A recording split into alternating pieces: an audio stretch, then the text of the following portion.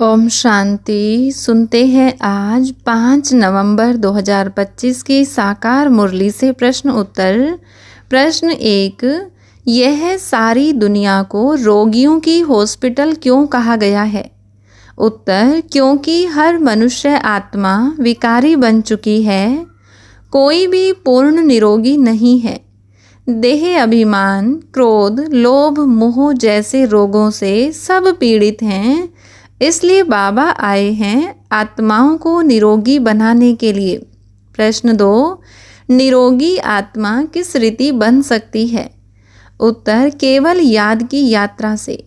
जब आत्मा अपने परमपिता परमात्मा को सच्चे प्रेम से याद करती है, तब पाप कर्म भस्म होते हैं और आत्मा की शक्ति लौट आती है। यही वह रूहानी दवा है जिससे आत्मा एवर हेल्दी और एवर हैप्पी बनती है। प्रश्न 3, बाबा किस कार्य के लिए इस समय आए हैं? उत्तर, बाबा इस समय स्वयं साकार में आकर रोगी, विकारी, दुखी संसार को निरोगी और सुखी बनाने तथा सत्य वाइसलेस देवता धर्म की स्थापना करने आए हैं। वह पतितों को पावन बनाकर नया स्वर्ग स्थापन करते हैं। प्रश्न 4, कौन सी स्मृति रहे तो दुख या मुरझाने की लहर नहीं आती? उत्तर, स्मृति रहे कि हम पुरानी दुनिया छोड़कर अपने घर जाएंगे और फिर नई दुनिया में जन्म लेंगे। यही याद स्थायी खुशी देती है। प्रश्न 5, इस समय मनुष्य को किस बीमारी ने सबसे अधिक पकड़ा है? उत्तर, देह अभिमान की बीमारी। जब आत्मा अपने को शरीर समझने लगती है तो 5 विकार उत्पन्न होते हैं: काम, क्रोध, लोभ, मोह, अहंकार। यही विकार आत्मा को रोगी बना देते हैं। देही अभिमान बनने से ही यह बीमारी मिट सकती है।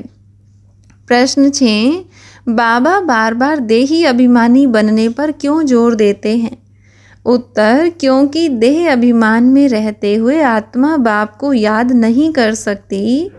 आत्म अभिमान में रहने से मन स्थिर होता है, विकारों से छूट मिलती है और बाप की याद सच्चे रूप में टिकती है। इसलिए देही अभिमानी बनना ही योग की पहली शर्त है।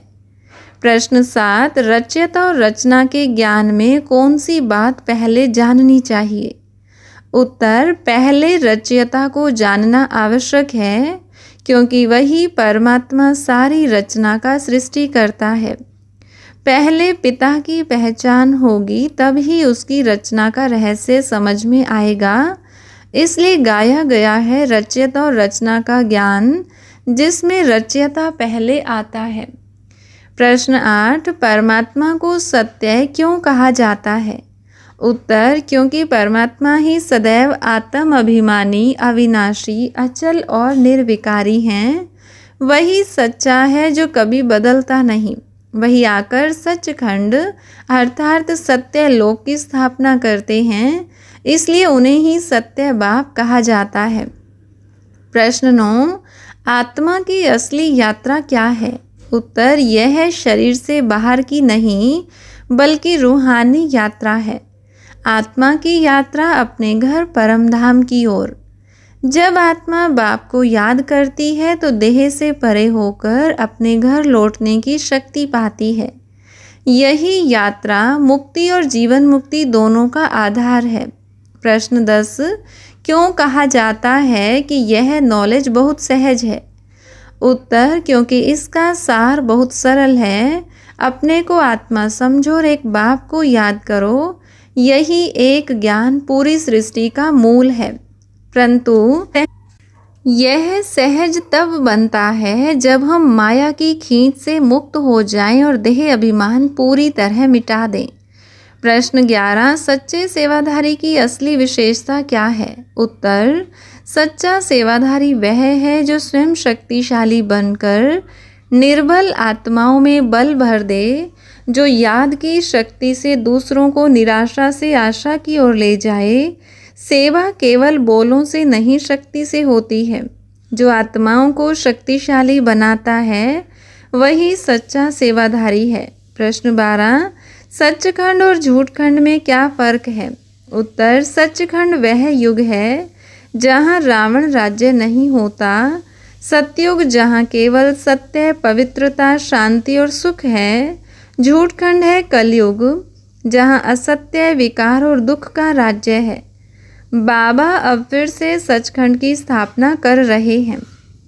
प्रश्न 13, बाबा का पहला फरमान क्या है? उत्तर, बाबा का पहला फरमान है बच्चे, अच्छी रीति पढ़कर पास हो जाओ, अर्थात बाप की श्रीमत पर पूर्ण पालन करो, पवित्रता में दृढ़ रहो और हर कर्म को बाप की आज्ञा से करो।